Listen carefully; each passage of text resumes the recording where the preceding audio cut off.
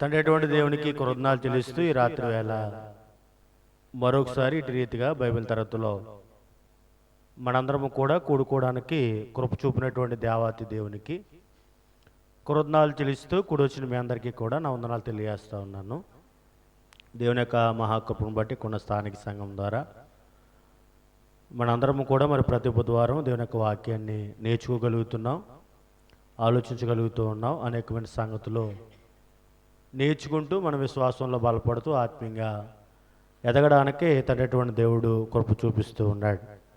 క్రమం తప్పకుండా వస్తున్నటువంటి మీ ఆసక్తిని బట్టి కూడా దేవుడిని నేను కృతజ్ఞతలు తెలుస్తూ ఉన్నాను. అనేకమైనటువంటి అంశాలు మనం ఆలోచన చేస్తూ ఉన్నాం. ఇదేనాన్న మరొక ప్రాముఖ్యమైనటువంటి అంశాన్ని గ్రంథం నుంచి ఆలోచన చేయడానికి ప్రయత్నం చేద్దాం. సర్వసాధారణంగా క్రైస్తవుడు అని గుర్తించబడడానికి, పలానా ఆయన క్రైస్తవుడు అని గుర్తించడానికి కొన్ని లక్షణాలు మనం చూస్తూ ఉంటాం. అవునా కదా? ఎవరైనా బైబిల్ పట్టుకుని వెళ్తున్నారనుకోండి, మనం ఏమంటామండి? వీళ్ళు దేవుని పిల్లలు లేదా క్రైస్తవులు అని అంటారు. ఎవరైనా మందిరానికి వెళ్తున్నారనుకోండి, వీళ్ళు క్రైస్తవులు అని అంటాం. ఎవరైనా ప్రార్థన చేసుకుంటున్నారనుకోండి, వెంటనే వారిని చూసి మనం ఏమంటాం? వీళ్ళు క్రైస్తవులు అని మనం అంటూ ఉంటాం. అయితే ప్రార్థన విషయంలో కొన్ని విషయాలు మనం ఆలోచించడానికి ప్రయత్నం చేద్దాం. విశ్వాసి, ఈరోజు మనం ఆలోచించబోయేటటువంటి పాఠం ఏంటంటే, విశ్వాసి మోకాల్లోని ప్రార్థన చేయను. విశ్వాసి మోకాల్లోని ప్రార్థన చేయను. విశ్వాసం అంటే ఎవరండి? ఎవరు విశ్వాసం అవుతారు? విశ్వాసం అంటే ఎవరని మనం ఆలోచించగలిగితే ఆల్రెడీ గడిచిన దినాల్లో మనం ఆలోచన చేస్తాం. మారు మనసు అనేటువంటి పాఠంలో కొత్త జన్మ అనేటువంటి పాఠం చెప్పినప్పుడు కూడా విషయాలు ఆలోచన చేస్తాం. ఒక వ్యక్తి దేవుని యొక్క వాక్యాన్ని విని విశ్వసించి మారు మనసు పొంది పాపక్షమాపణ నిమిత్తము ఎవరైతే బాప్తిసం పొందుతారో వారు విశ్వాసులు. మొట్టమొదటిగా బాప్తిసం పొందిన వ్యక్తి ఏమవుతున్నాడనంటే క్రైస్తవుడు అవుతున్నాడు, దేవునికి కుమారుడు అవుతున్నాడు. అక్కడి నుంచి తన విశ్వాస జీవితాన్ని కొనసాగిస్తూ ఉంటాడు. ఇలా నమ్మనటువంటి వ్యక్తి, ఇలా జీవించినటువంటి వ్యక్తిని అవిశ్వాసి అని మనం అంటాం అన్నమాట. లోబడినటువంటి వ్యక్తి, దేవునికి లోబడినటువంటి వారిని, దేవుని యొక్క వాక్యాన్ని అంగీకరించేటువంటి వారిని అవిశ్వాసులు అంటాం. అయితే విశ్వాస అయితే ఏం చేస్తాడనంటే మోకాల్లోని ప్రార్థన చేస్తాడు. వాస్తవానికి మనం ఆలోచన చేస్తే ఎక్కువగా క్రీస్తు యొక్క సంఘాల్లో మనం పరిశీలన చేసినా, ఆలోచన చేసినా, చూసినా ఎక్కువ సందర్భాల్లో వాక్యము వాక్యము వాక్యము అని చెప్తారు, కానీ వాక్యానికే ప్రాముఖ్యత ఇస్తారు. కానీ వాక్యంలో ఉన్నటువంటి చెప్తున్నటువంటి ప్రార్థనకి ఎక్కువగా ప్రాధాన్యత ఇవ్వనట్లుగా నేడున్నటువంటి సంఘాలలో మనం చూస్తూ ఉన్నాం. వాక్యం టు వాక్యం అని ఆలోచన చేస్తారు. దేవుని కృపను బట్టి మంచిదే. అయితే వాక్యం చెప్తున్నటువంటి ఒక ప్రాముఖ్యమైనటువంటి వాస్తవాన్ని ఎక్కువగా క్రీస్తు సంఘాల్లో ఆలోచించట్లేదు. ఇది మత శాఖల్లో కానీ ఇతర లోక సంబంధమైనటువంటి మనుషుల పేర్లు పెట్టే సంఘాల్లో విరివిగా ఉంటుంది మోకాళ్ళ ప్రార్థన అనేటువంటిది. అయితే క్రీస్తు సంఘాల్లో బహు తక్కువగా ఉంటుంది అన్నమాట, బహు తక్కువగా ఉంటుంది. ఎందుకు ఇలా జరుగుతుందని ఆలోచన చేస్తే దాని గురించి సరైనటువంటి అవగాహన లేక. ఒకసారి గ్రంథంలో మనం చూసినట్లయితే అపోస్తలుడైన పౌలు ఎపిసిల్ రాసిన పత్రిక, అపోస్తలుడైనటువంటి పౌలు ఎపిసిల్ రాసినటువంటి పత్రిక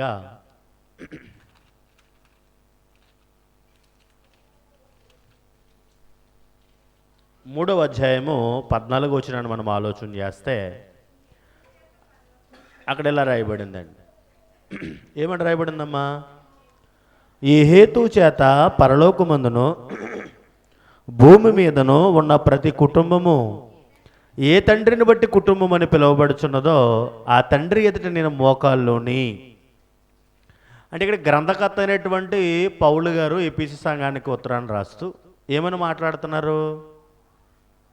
అక్కడ ఒక కారణాన్ని చెప్తూ ఉన్నాడు. ఈ 3వ అధ్యాయంలో ఏం చెప్తున్నాడనంటే క్రీస్తుకుని సంఘానికి ఉన్నటువంటి ప్రాముఖ్యతను చెప్తూ సంఘము ద్వారానే నానా విధములైన జ్ఞానము ప్రకటించబడాలని చెప్తూ ఈ లోకంలోనూ అలాగే పరలోకంలో ఉన్నటువంటి దూతలకును ప్రధానులకును అధికారులకును కూడా సువార్త అందించేటటువంటి బాధ్యత సంఘానికి ఉంది అని చెప్తూ ఈ కారణాన్ని బట్టి పరలోకమందును భూమి మీదను ఉన్న ప్రతి కుటుంబము ఏ తండ్రిని బట్టి కుటుంబం అని పిలువబడుచుందో ఆ తండ్రి ఎదుట నేనేం చేయాలి? మోకాళ్ళు ఉనాలి. ఆ పరలోకపు తండ్రి ఎదుట, జీవము గల దేవుని ఎదుట మోకాళ్ళుని అనేటువంటి పదాన్ని ఇక్కడ చెప్తా ఉన్నాడు. వాస్తవానికి మనము తండ్రి అటువంటి దేవుని దగ్గర ఎందుకు మోకాళ్ళు ఉండాలండి?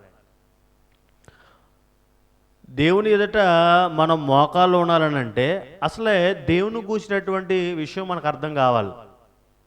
చాలా సంగతులు మనం ఆలోచించాం గడిచినటువంటి దినాల్లో.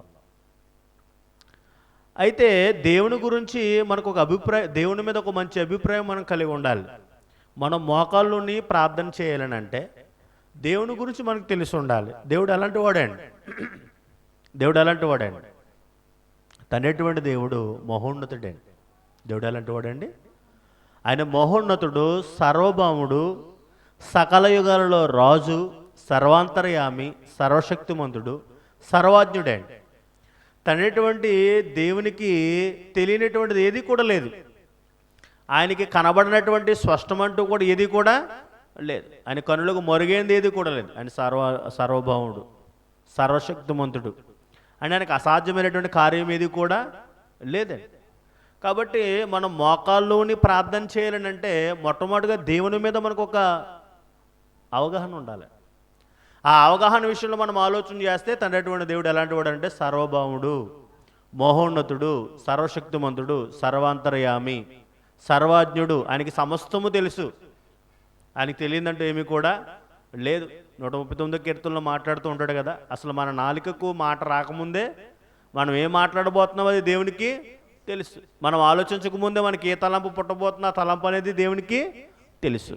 అయితే మోకాళ్ళుని ప్రార్థన చేసేటువంటి సందర్భంలో తనేటువంటి దేవుడు ఎలాంటి వాడు అని అంటే మహోన్నతుడు. దేవుడు మహోన్నతుడు, ఆయన ఆరాధనకు పాత్రుడు. ఆయనను మనం గణపరచాలి, ఆయన మనం ఆరాధించాలి, ఆయనకు కృతజ్ఞతాస్తులు చెల్లించాలి. అంత ఉన్నతమైనటువంటి ఆయన మహోన్నతుడు. మానవుడండి, మీరు రాసుకునేటప్పుడు దేవుడని డాష్ పెట్టుకుని అక్కడ మహోన్నతుడు, సర్వభౌముడు అని ఆ పదాలు రాసుకోవచ్చు. తర్వాత మనిషి అనే దగ్గర మనిషి ఎలాంటి వాడండి? అతి సామాన్యమైనటువంటి వ్యక్తి అండి. మానవుడు ఎలాంటి వాడని అంటే అతి సామాన్యమైనటువంటి వ్యక్తి అండి. మరి ఎందుకు మోకాళ్ళుని ప్రార్థన చేయాలని మనం ఒక ప్రశ్న వేసుకుంటే, అంటే గ్రంథంలో చాలా రకాలైనటువంటి ప్రార్థనలు ఉన్నాయి. నిలబడి ప్రార్థన చేసిన వారు ఉన్నారు, మోకరించి ప్రార్థన చేసిన వారు ఉన్నారు, సాష్టాంగపడి ప్రార్థన చేసిన వారు ఉన్నారు, ఉపవాసం ఉండి ప్రార్థన చేసిన వారు ఉన్నారు. అనేక రకాలుగా ప్రార్థించిన వారు గ్రంథంలో మనకు కనబడుతూ ఉన్నారు. అయితే ఎందుకు మోకాల్లోనే ఒక వ్యక్తి ప్రార్థించాలని అంటే మనం మోకరించడం ద్వారా తండ్రి దేవుని మనం ఏం చేస్తున్నామంటే గౌరవిస్తున్నామండి. ఎందుకు మోకరించాలనే ప్రశ్న మనం వేసుకుంటే, ఒకటే ఆయనకు మనం గౌరవిస్తున్నాం, రెండోది మర్యాద ఇస్తున్నాం, మూడోది వినయం కలిగి ఉంటున్నాం, నాలుగోది తగ్గించుకుంటున్నాం అన్నమాట. ఎప్పుడైతే మనం మోకరించుకుంటున్నామో మోకరించగలుగుతున్నామో మనల్ని మనం ఏం చేస్తున్నామండి? తగ్గించుకుంటున్నాం, దేవునికి గౌరవిస్తున్నాం, ఆయన ఎడల విధేయత కలిగి ఉంటున్నాం, వినయాన్ని కలిగి ఉంటున్నాం, ఆయన నామానికి మర్యాద ఇస్తున్నాం అన్నమాట మోకరించడం ద్వారా. కాబట్టి మనం ఎందుకు మోకాళ్ళని ప్రార్థించాలనని ప్రశ్న వేసుకుంటే, ఒకటి ఆయనకు గౌరవము, మర్యాద, వినయము, తగ్గింపు, అట్లాగే భక్తిని కనపరచడానికి. సర్వసాధారణంగా ఎప్పుడైతే మనం మోకరించి ప్రార్థన చేసామో వెంటనే మనలో తగ్గింపు గుణం అనేటువంటిది ఏర్పడుతూ ఉంటుందండి. ఆ భక్తి అనేటువంటిది మనకు అలవాటు అవ్వాలండి. క్రైస్తవ జీవితంలో, క్రైస్తవ అభ్యాసంలో మన విశ్వాసంలో ఎదుగుతున్నప్పుడు, ఆత్మీయంగా బలపడుతూ ఉన్నప్పుడు మోకాళ్ళ ప్రార్థన అనేటువంటిది మనందరికీ కూడా అవసరమండి. ఎప్పుడు మనం భక్తిలో పెరుగుతున్నాం అనేటువంటి విషయం మనకు అర్థమవుతుందని అంటే మనం మోకరించినప్పుడు మాత్రమే. ఈరోజు ప్రార్థన గురించి మనం ఆలోచన చేస్తుంటే ఏదో నిలబడి మృక్కుబడిగా 2 మాటలను వేసుకుని ఆమెనని వెళ్ళిపోతూ ఉంటాడు, లేదా కూర్చుని ప్రార్థన చేసుకుంటాడు. కొన్ని సందర్భాల్లో అయితే కూర్చునేటువంటి పరిస్థితి ఉన్నట్లేదండి. బాగా తిరిగి తిరిగి తిరిగి బిజీ అయిపోయి పొడుకును ప్రార్థన చేసేవాళ్ళు కూడా ఉంటారండి. పొడుకుని ఏం చేస్తారు, తండ్రి ప్రవేశనైనా మొత్తం మీద ఇంతవరకు నన్ను కాచిపడే 2 మాటలు చెప్పేసి ఆమెనని చెప్పేసి ఇంకా అలా నొదట్లోకి వెళ్ళిపోతూ ఉంటాం. భోజనం చేసినప్పుడు కూడా అంతే. మనకు బాగా నచ్చినటువంటి కూరలు అనుకోండి, ఏం చేస్తామండి, కొన్ని సందర్భాల్లో 1-2 ముద్దలు పెట్టేసుకున్నాక ప్రార్థన చేస్తాం. కొన్ని సందర్భాల్లో ప్రార్థనే కానీ దేవుడు ఏం చెప్తున్నాడు, ఆహారం మిగిలినప్పుడు అది నేనే మీకు దయచేస్తున్నాను కాబట్టి తప్పనిసరిగా మనం దేవునిని జ్ఞాపకం చేసుకోవాలి. కాబట్టి ఇక్కడ ఎందుకు మోకాళ్ళు ప్రార్థన చేయాలనే విషయాన్ని మనం ఆలోచన చేస్తూ ఉన్నప్పుడు అక్కడ గ్రంథంలో చెప్పినట్టుగా గౌరవము, మర్యాద, వినయము, తగ్గింపు, భక్తిని కనపరచగలుగుతాం అన్నమాట. అయితే ఇలా మోకరించి ప్రార్థన చేసే విషయాల్లో మనకి మోడల్గా ఒక వ్యక్తి కనబడుతున్నారండి. చాలామంది కనబడుతున్నారు. ఒక్కొక్కరి గురించి ఆలోచన చేద్దాం. దాంట్లో మొట్టమొదటిగా ఎవరనంటే ప్రభు అయినటువంటి యేసుక్రీస్తు వారు. యేసు ప్రభు చూపించిన మాదిరి. ఫస్ట్ పాయింట్ ఏంటంటే యేసు ప్రభు చూపించినటువంటి మాదిరి. లోకసు వార్త 22వ అధ్యాయం.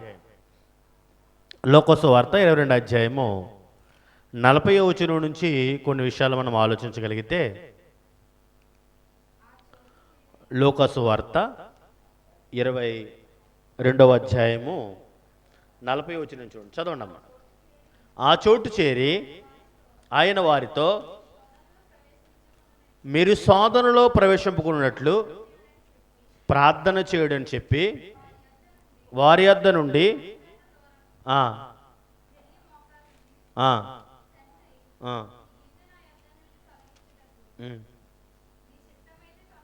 చూడండి, ఇక్కడ ఏమని చెప్తున్న ఒక విషయాన్ని చెప్తాను చూడండి ఒకసారి. 39వ వచనం చదువుతున్నాను. తరువాత ఆయన బయలుదేరి, ఎవరండి ఆయన?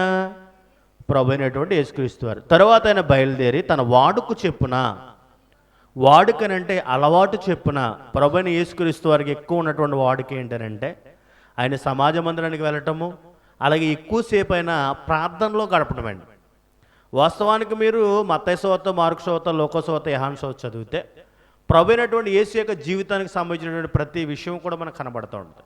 ఎక్కువ సందర్భాల్లో ఆయన ఎక్కువసేపు ప్రార్థనలో గడిపినట్లుగానే మనకు కనబడుతూ ఉంటుందండి. ఆయన ప్రార్థనలో గడిపిన సందర్భాల్లో శిష్యులు అనేక సందర్భాల్లో నిద్రపోయినటువంటి పరిస్థితులు మనం చూస్తూ ఉంటాం. అంటే ఎంతసేపు ప్రార్థన చేసి ఉంటారు ప్రభుని యేసుక్రీస్తు వారు? ప్రార్థన అంటే మనందరికీ కూడా తెలుసు, దేవునితో మాట్లాడడం, దేవునికి మనవ చేసుకోవడం, దేవునికి విజ్ఞాపన చేసుకోవడం, దేవునికి మనకూర్చినటువంటి సంగతులన్నీ కూడా మన అవసరతలో తెలియచేయడం. కాబట్టి ఇక్కడ ఆలోచన చేస్తే, తరువాత ఆయన బయలుదేరి తన వాడుకు చెప్పున ఒలీవ కొండకు వెళ్ళగా శిష్యులను ఆయన వెంట వెళ్ళిరి. ఆ చోటు చేరి ఆయన వారితో అంటే శిష్యులతో, మీరు శోధనలో ప్రవేశింపుకున్నట్లు ప్రార్థన చేయడని చెప్పి వారి యొద్ద నుండి రాతివేత దూరం వెళ్ళి మోకాళ్ళుని. అంటే ఏమని చెప్తున్నాడట? కొంత దూరం శిష్యులతో ఒక మాట చెప్తున్నాడు, మీరు శోధనలో ప్రవేశింపుకున్నట్లు మెలకుగా ఉండి ప్రార్థన చేసుకోండి అని చెప్పి వారి యొద్ద నుండి రాతివేత దూరం వెళ్ళి మోకాళ్ళుని. అంటే ప్రభువైన యేసుక్రీస్తు వారు ఏం చేస్తున్నారండి? ఇక్కడ ఏం చేస్తున్నారమ్మా? మోకాళ్ళుని ప్రార్థిస్తూ ఉన్నారు. కాబట్టి విశ్వాసి మోకాళ్ళుని ప్రార్థించినటువంటి అంశంలో యేసు ప్రభు చూపించినటువంటి మాదిరి ఏంటంటే ప్రభువైన యేసుక్రీస్తు వారు మోకరించి ప్రార్థన చేసినటువంటి సందర్భాన్ని ఇక్కడ మనము చూడగలుగుతున్నాం. ప్రభువైన యేసుక్రీస్తు వారే కాదు కానీ తర్వాత గ్రంథంలో మనం చూడగలిగితే ఆదిమ అపోస్తులు కూడా, అంటే యేసు ప్రభు తర్వాత ఉన్నటువంటి శిష్యులు అపోస్తులు కూడా చూపించిన మాదిరి. రెండవదిగా అపోస్తులు చూపించిన మాదిరి చూడండి ఒకసారి. అపోస్తులు చూపించినటువంటి మాదిరిని మనం ఆలోచన చేయగలిగినట్లయితే అపోస్తుల కార్యాలు 9వ అధ్యాయం. అపోస్తుల కార్యాలు 9వ అధ్యాయము. ఇక్కడ మనకి ఎవరు కనబడతారంటే పేతురు గారు కనబడతారండి. అపోస్తుల కార్యాలు 9వ అధ్యాయము 36వ వచనం నుంచి 40వ వచనం వరకు కూడా మనం చూస్తే అపోస్తులు ఇక్కడ చూపించినటువంటి మాదిరి ఇక్కడ మనం చూడగలుగుతూ ఉంటాం. మరియు ఎప్పేలో తబితాను ఒక శిష్యురాలు ఉండెను, ఆమెకు భాషాంతరమున దోర్కాను పేరు ఉండెను. ఆమెకు భాషాంతరమున దోర్కాని పేరు. ఆమె సత్క్రియలను ధర్మకార్యాలను బహుగా చేసి ఉండెను. ఆ దినముల యందు ఆమె కాయల పడి చనిపోగా వారు శవము కడిగి మేడగదిలో పరుండబెట్టి లొద్ద ఎప్పేకు దగ్గరగా ఉన్నట్టు చేత పేతురు అక్కడ ఉన్నాడని శిష్యులు విని అతడు తడవు చేయక తమ యొద్దకు రావాలని వేడుకొనుటకు ఇద్దరు మనుషులను అతని యొద్దకు పంపిరి. ఇక్కడ సందర్భాన్ని మనం ఆలోచన చేస్తే తబిత అనేటువంటి ఒక సోదరి దోర్కా, ఆమె చాలా ధర్మకార్యాలు సత్కార్యాలు చేసినటువంటి సోదరి. ఆమె చనిపోయిన తర్వాత ఆమెకు స్నానం చేయించి ఒక ప్రాంతంలో ఆయన ఉంచిన తర్వాత పేతురుకి కౌరు పంపించారు. 39వ వచనం. పేతురు లేచి వారితో కూడా వెళ్ళి అక్కడ చేరినప్పుడు వారు మేడగదిలోనికి అతనిని తీసుకుని వచ్చిరి. విధవరాండ్రందరూ కూడా వచ్చి ఏడ్చుచు దోర్కా తమతో కూడా ఉన్నప్పుడు కుట్టిన అంగీలను వస్త్రములను చూపుచు అతని ఎదుట నిలిచిరి. ఇక్కడ స్త్రీలు నేర్చుకోవాల్సినటువంటి నీతి ఏంటంటే, స్త్రీలు తప్పనిసరిగా పెద్దవారికి అంటే విధవరాండ్రికి కానీ దిక్కులేనటువంటి వారికి కానీ కొంత సత్క్రియలు చేయగలగాలి. మనం చనిపోయిన తర్వాత, ద్వారకా చనిపోయిన తర్వాత వారందరూ కూడా ఏం చేశారనంటే, ద్వారకా బ్రతుకున్నప్పుడు కుట్టినటువంటి అంగీలు కానీ ఆ డ్రెస్సులు కానీ తీసుకొచ్చి ఏడుస్తున్నారండి ఆమె దగ్గర. అంటే మనం చనిపోయిన తర్వాత మనకు కొన్ని క్రియలు ఉండాలండి, కొన్ని సత్క్రియలు మనకు ఉండగలగాలి. మనం చనిపోయిన తర్వాత పలానా సోదరి ఇలాంటి క్రియలు చేసింది, పలానా సహోదరుడు ఇలాంటి క్రియలు చేసాడని మనం చేసిన క్రియలను జ్ఞాపకం చేస్తూ ఇతరులకు చూపిస్తూ ఏడవాలండి వాళ్ళు.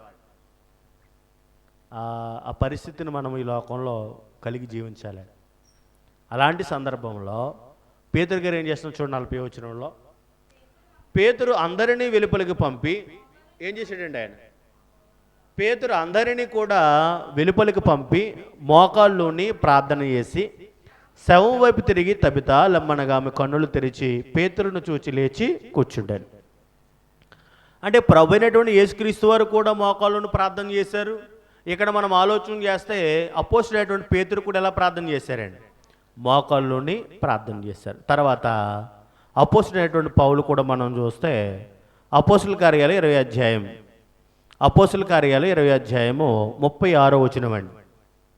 అపోస్తుల కార్యాలు 20వ అధ్యాయము 36వ వచనాన్ని మనం ఆలోచన చేస్తే అపోస్తులైనటువంటి పౌలు కూడా అక్కడ మోకరించి ప్రార్థన చేసినట్టు మనం చూస్తాం. అతడు ఇలాగూ చెప్పి మోకాల్లోని వారందరితో ప్రార్థన చేసాను. అప్పుడు వారందరూ చాలా ఏడ్చిరి. మీరు ఇక మీదట నా ముఖము చూడరని అతడు చెప్పిన మాటకు విశేషముగా దుఃఖించుచు పౌలు మెడ మీద పడి అతనిని ముద్దు పెట్టుకుని వారు ఓడ వరకు అతనిని కూడా సాగనంపిరి. ఇక్కడ ఎపిసి సంఘ పెద్దలతో మాట్లాడినటువంటి విషయం అండి ఇది. వాస్తవానికి ఇక్కడ ఎపిసి సంఘంలో పౌలు 2 సంవత్సరాల 6 నెలలు పైగానే ఇక్కడ ఉన్నట్లుగా మనం చూడగలుగుతూ ఉంటాం. ఎందుకనంటే ప్రారంభంలో అక్కడ వాక్యం నేను చెప్తూ ఉన్నప్పుడు కొంతమంది మారారు, కొంతమంది ఏమో కఠినలైపోయారు. గ్రంథంలో మనం చూసినప్పుడు వారి కఠినపరచబడినటువంటి హృదయాలను బట్టి, వారి యొక్క హృదయం యొక్క కాఠిన్యతను బట్టి పౌలు అక్కడే ఉండిపోయాడంటే ఎక్కువ సమయాన్ని అక్కడే వెచ్చించాడండి. ఆ ఎపిసి ప్రాంతంలో ఎక్కువ సమయాన్ని వెచ్చించి వాళ్ళకి వాక్యం చెప్పి ప్రభు సంఘాన్ని ఏర్పాటు చేసి అక్కడ సంఘ పెద్దలను కూడా ఏర్పాటు చేశాడండి. ఆయన వెళ్ళిపోతున్నప్పుడు తన సువార్త ప్రయాణంలో వెళ్ళిపోతూ ఉన్నప్పుడు ఏం చేశాడని మనం ఆలోచన చేస్తే అక్కడ వెళ్ళిపోతూ ఉన్నప్పుడు వారందరి దగ్గర వీడుకోలు పనికి వెళ్తున్నప్పుడు ఏం చేశాడండి అక్కడ ఆయన? అతడు ఎలాగూ చెప్పి అంటే పైన కొన్ని విషయాలు చెప్పాడండి ఆయన.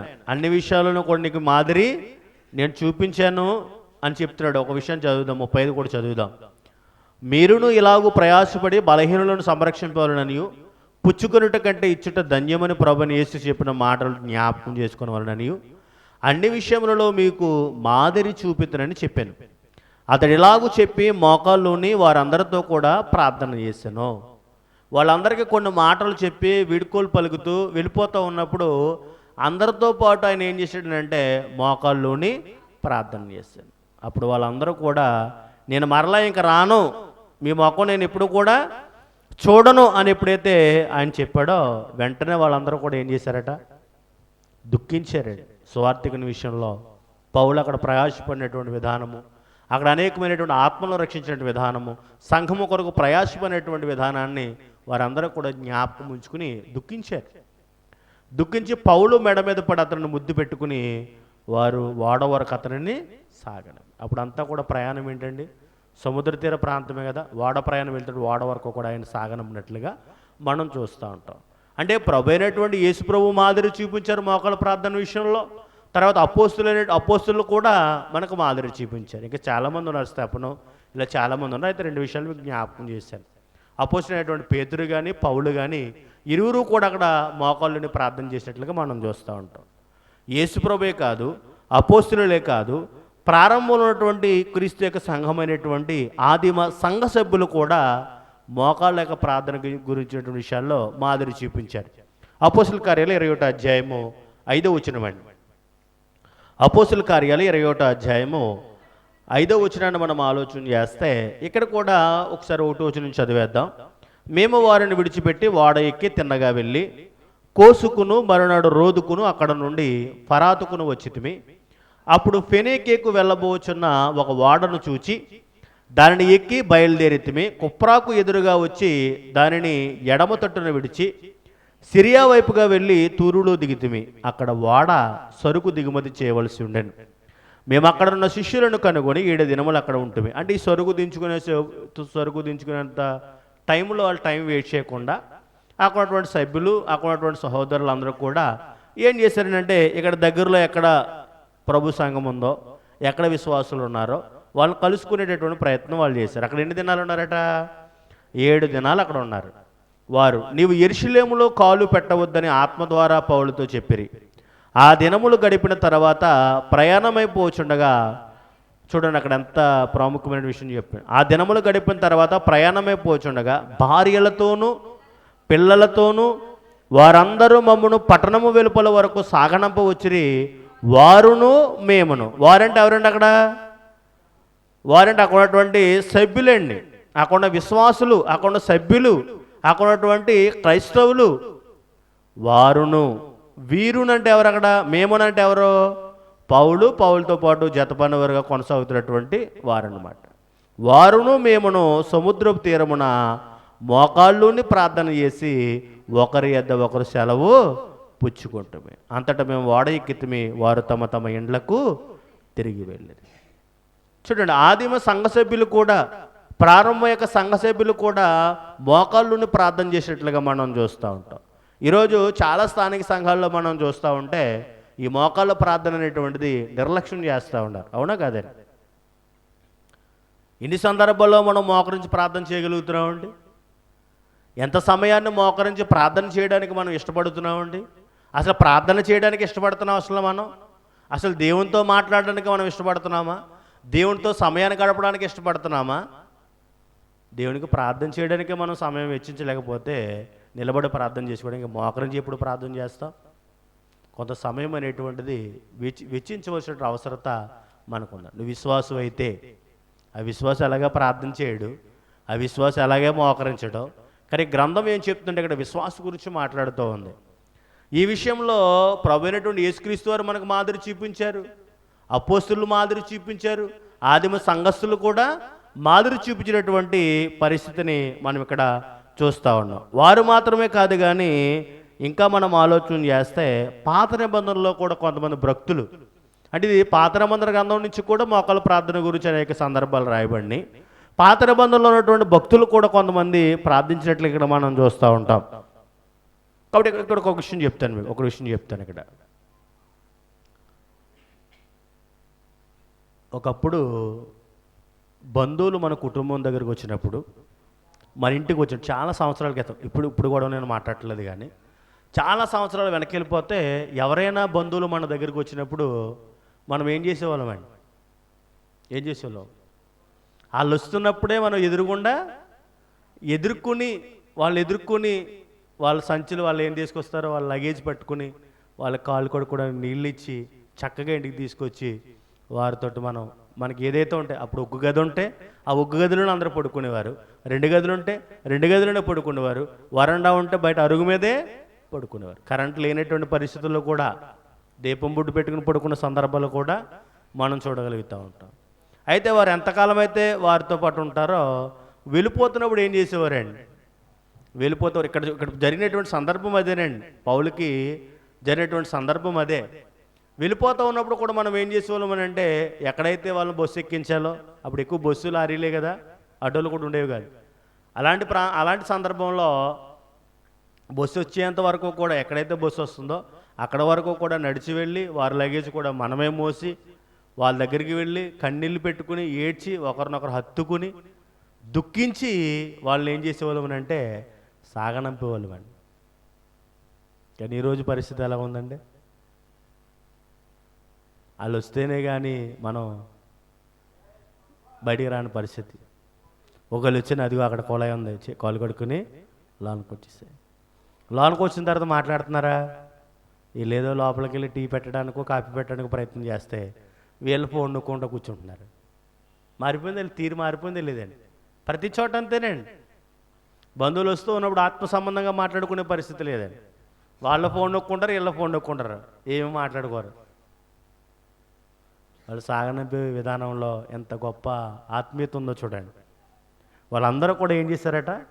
వారును అంటే భార్యలతోని పిల్లలతోని మొత్తం అందరూ కూడా అక్కడికి వచ్చేసేసి వారందరూ కూడా ఏం చేశారంటే మోకాళ్ళుని ప్రార్థన చేసుకున్నారు. ఎంత గొప్ప సంగతి అండి అది.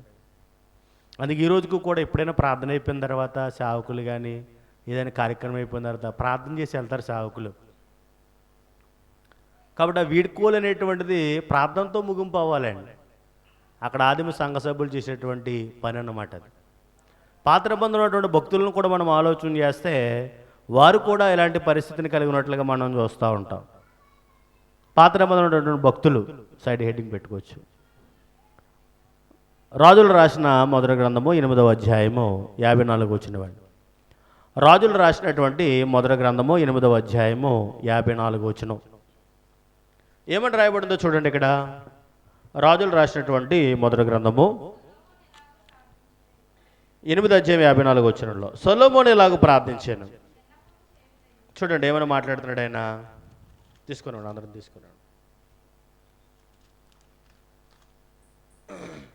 సొలొమోను ఇలాగ ప్రార్థించుటయు విన్నపము చేయుటయు ముగించి ఆకాశం తట్టు తన చేతులను చాపి యెహోవా బలిపీఠం ఎదుట మోకాళ్ళునుట మాని లేచి నిలిచిన తర్వాత మహాశబ్దముతో ఇశ్రాయేలు సమాజం అంతటిని దీవించాడు. అంటే అంతటి వరకు ఎక్కడ ఉన్నాడండి ఆయన?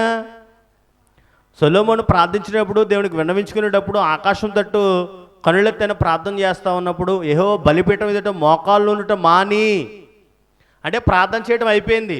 ప్రార్థన చేయటం అయిపోయిన తర్వాత లేచి నిలిచిన తర్వాత అన్నాడు. అంటే అప్పటి వరకు ఎక్కడ ఉన్నాడు? దేని మీద ఉన్నాడు ఆయన? మోకాళ్ళ మీద ఉన్నాడు. సొలొమోను ఎవరండి? సొలొమోను రాజు అండి, దావీదు కుమారుడు, రాజు అండి. ఎంత జ్ఞానం కలిగిన వాడనంటే తన 40 సంవత్సరాల పరిపాలనలో ఒక్కసారి కూడా యుద్ధము చేయలేదండి. తన మాటలతోటి శత్రు రాజ్యాల మీద, ఇతర రాజ్యాల మీద మాటలతో ఆయన సమ్మతించినట్లుగా గ్రంథంలో మనం చూస్తూ ఉంటాం. తన పరిపాలన అంతట్లో కూడా రాజైనటువంటి సొలొమోను ఎల్లవేళలో కూడా మోకరించి ప్రార్థించిన సందర్భాన్ని మనము చూడగలుగుతూ ఉన్నాం.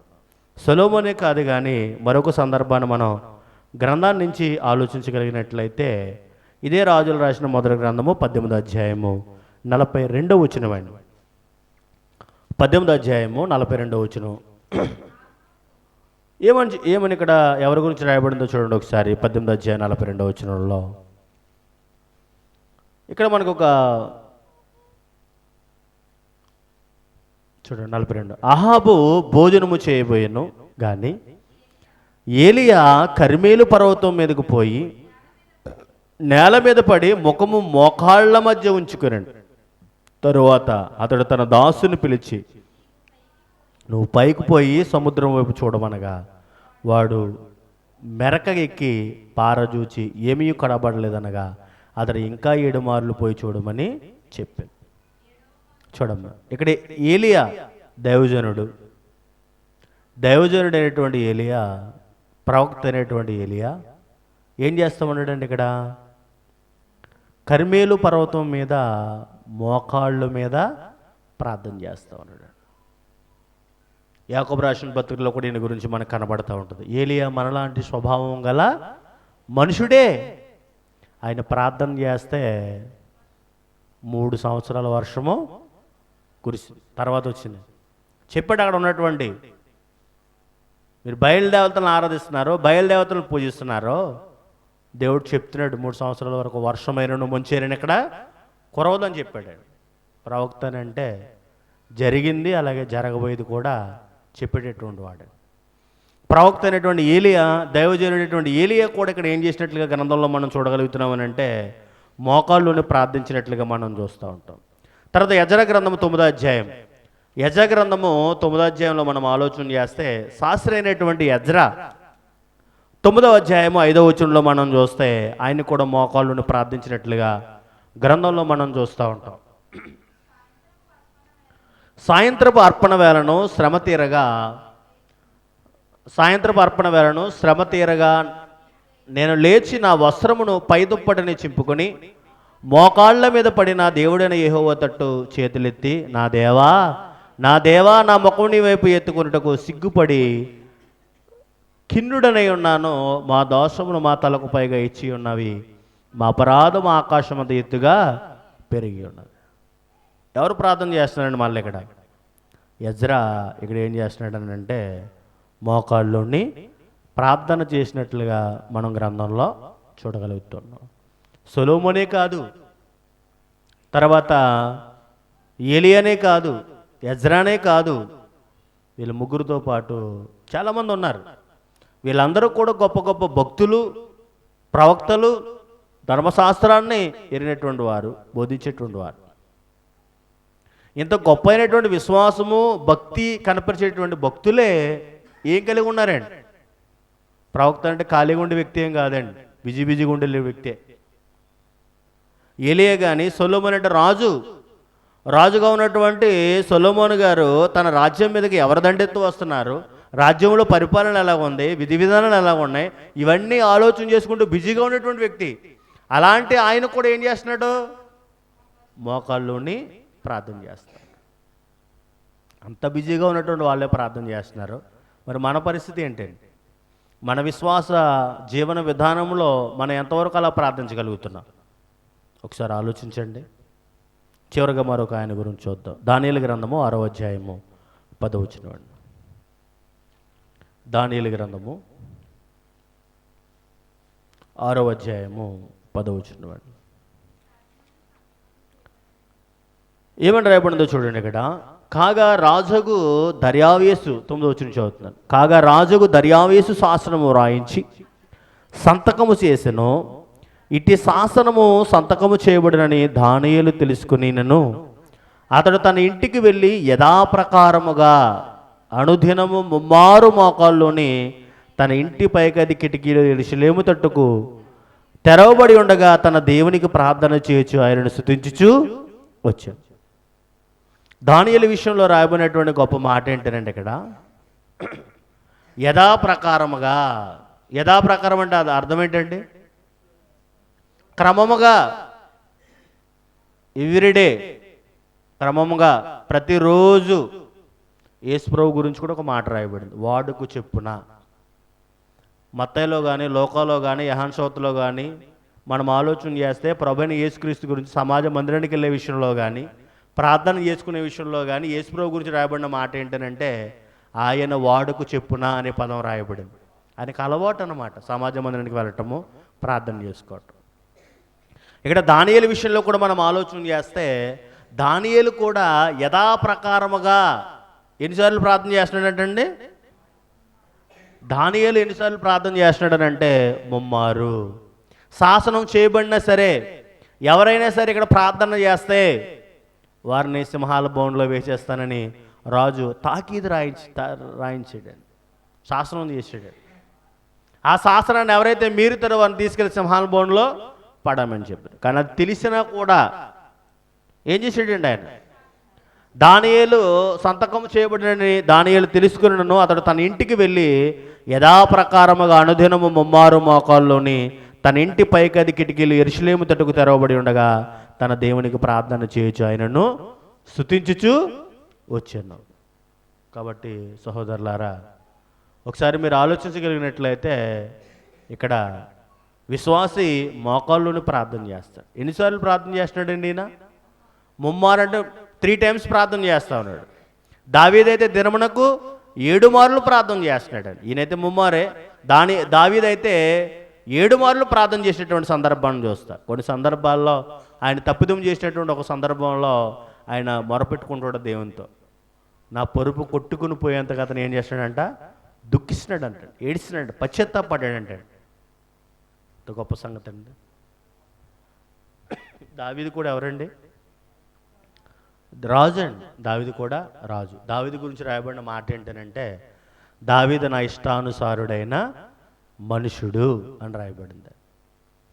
అట్లాంటి దావీదే దినమునకు 7 సార్లు ప్రార్థన చేశాడు. దానియేలు, జ్ఞానం కలిగినటువంటి ఇక్కడ దానియేలు దినానికి 3 సార్లు ప్రార్థన చేశాడు. ప్రభువైన యేసుక్రీస్తు వారు దేవుని కుమారుడై ఉండి పరలోకం నుంచి ఈ లోకానికి దిగి వచ్చినటువంటి దేవుని కుమారుడైనటువంటి యేసుక్రీస్తు వారు కూడా ఎక్కువ సందర్భాల్లో ఆయన ప్రార్థనలో గడిపినట్లుగా మనం చూస్తూ ఉంటాడు. తన శిష్యులకు అనేక సందర్భాల్లో చెప్పిన మాట ఏంటనంటే, మీరు శోధనలో ప్రవేశింపుకున్నట్టు మెలకువగా ఉండి ప్రార్థన చేయమని చెప్పాడు. కాబట్టి విశ్వాసి మోకాళ్ళను ప్రార్థన చేయాలి. ఈ మోకాళ్ళు ప్రార్థన చేసేటువంటి విషయంలో యేసు ప్రభువు మనకు మాదిరి చూపించాడు. అపోస్తులు మాదిరి చూపించారు. ఆదిమ సంఘ సభ్యులు మాదిరి చూపించారు. పాత నిబంధనటువంటి అనేకమైన భక్తుల్లో కొంతమంది భక్తుల గురించి ఆలోచన చేస్తారు. సొలొమోను కానీ, దానియేలు కానీ, ఎజ్రా కానీ, ఏలియా కానీ వీళ్ళందరూ కూడా మోకరించి ప్రార్థించినట్లుగా గ్రంథంలో మనం చూస్తున్నాం. ఈ మోకరించడం అనేటువంటిది వినయము, దేవుని యెడల గౌరవము, మర్యాద, విధేయత, తగ్గింపు, భక్తిని కనపరచడానికి సూచనగా మనకి కనపడతా ఉంది. అయితే గ్రంథంలో పర్టికులర్గా స్పెసిఫిక్గా మీరు మోకరించి ప్రార్థన చేయలేనటువంటి ఆజ్ఞ ఎక్కడ కూడా లేదు. అయినా కానీ భక్తులు దాన్ని ఏం చేశారండి, కొనసాగించారు. అలాగే విజయాలు వారు సాధించారు. వారి జీవితాలను దేవునికి ఇష్టమయ్యేటట్లుగా ఈ లోకంలో బ్రతికారు. మనం కూడా ప్రార్థన చేసే విషయాల్లో ప్రతి సందర్భంలోనూ కూడా దావీదైతే 7 మార్లు ప్రార్థన చేశాడు. ఇక్కడ దానియేలు అయితే యథాప్రకారంగా 3 మారు ప్రార్థన చేశాడు. మనం ఎన్నిసార్లు ప్రార్థన చేస్తున్నాడు? కనీసం దినమునకు 1 మారైనా మోకరించి ప్రార్థన చేయగలుగుతున్నామా? ఒక్కసారైనా ఆలోచన చేద్దామండి. మన జీవితంలో ఒకసారి స్వప్రక్క చేసుకుందాం. ఎందుకు విశ్వాసి మోకలను ప్రార్థన చేయాలన్నారు? యేసు ప్రభువే మోకరించి ప్రార్థన చేశాడే, అపోస్తులులే మోకరించి ప్రార్థన చేశారే, ఆదిమ సంఘ సభ్యులే మోకరించి ప్రార్థన చేశారే, పాత నిబంధనలో అనేకమైన భక్తులే మోకరించి ప్రార్థన చేశారే. వాళ్ళతో పోల్చుకుంటే మనం ఎంత అండి? చాలా తక్కువ అండి. కాబట్టి మనం కూడా మోకాళ్ళను ప్రార్థన చేయడం అలవాటు చేసుకోండి. ఇది మా స్థానిక సంఘంలో నేను చెప్పాను. ఒక రెండు స్థానిక సంఘాల్లో కూడా విషయాలు చెప్పాను. ప్రారంభించాడు. పాఠం చెప్పడమే కాదు కానీ పాఠం చెప్పిన దగ్గర నుంచి కూడా ఏ కార్యక్రమం జరిగినా మోకాళ్ళను ప్రార్థన చేస్తున్నాం. అందరూ నాతో సహా అందరూ మోకాళ్ళని ప్రార్థన చేస్తున్నాం. దేవుడు ఎంతగానో ప్రార్థన ఆలకిస్తున్నాడు, ప్రతిఫలాలు దయచేస్తూ ఉన్నాడు. కాబట్టి మోకరించి ప్రార్థన చేద్దాం, భక్తిని అలవాటు చేసుకుందాం. యేసు ప్రభు చూపిన మాదిరిని మనం కూడా అనేక మందికి చూపించడానికే ప్రయత్నం చేద్దాం. ఇంతవరకు శ్రద్ధగా ఉన్న మీ అందరికీ కూడా నా హృదయపూర్వక వందనాలు తెలియజేస్తా ఉన్నాను. ఈ కొద్ది మాటలతో మన యొక్క వినికిడిలో ఫలింపు చేయనుగాక. ఆమేన్.